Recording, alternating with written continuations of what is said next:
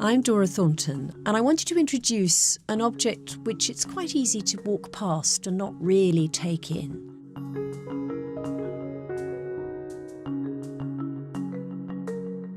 So this is a very large oval platter, and it's a presentation dish. I don't think you'd necessarily have used it for formal dining, but you would have displayed it on a buffet.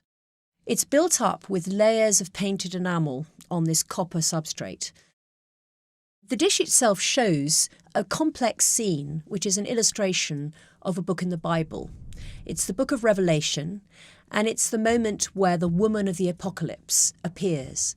This is a vision that was given to St. John on the island of Patmos, and he describes this woman of the apocalypse as the whore of Babylon, a prostitute.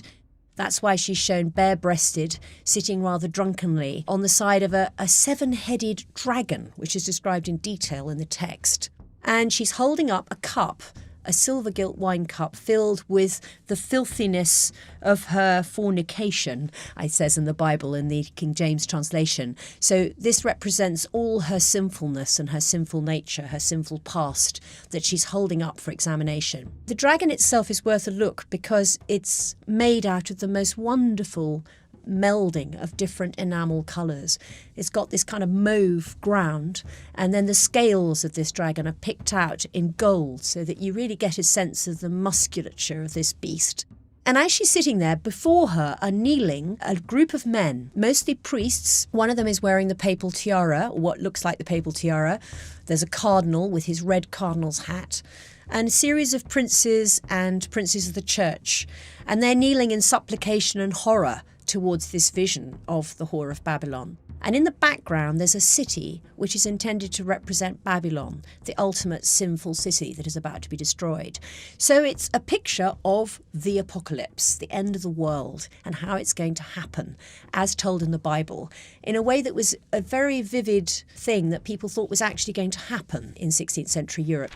The plate was made in Limoges in France, which specialises in this kind of enamelled work. We know it's late 16th century, and the artist has actually signed the piece in gold on the back. Courtois. You can see that on a little sort of pavilion-style, tent-like structure on the back of the plate. And this is for Martial Courtois, who specialised in the brilliance of colouring and in the use of foil, that is silver foil, literally like modern kitchen foil, which he put underneath some of the translucent enamels. And if you look at the details on the front, you can see this very clearly. For example, this kneeling foreground figure, the man in a blue tunic, if you look, he's got a red backing to his tunic, and that is actually translucent red over this silver foil. This technique of using foil in the 16th century is actually very delicate, and it's often damaged over the years. So 19th century collectors of these pieces often bought pieces that were by necessity damaged. So 19th century enamelers were interested in repairing these pieces as well as they could.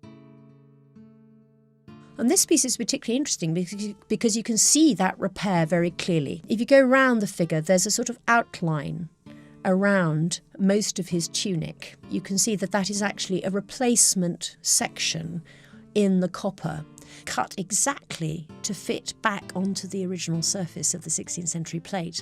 And I think it sums up a lot of the preciousness and the value of the objects in the Waddesdon bequest.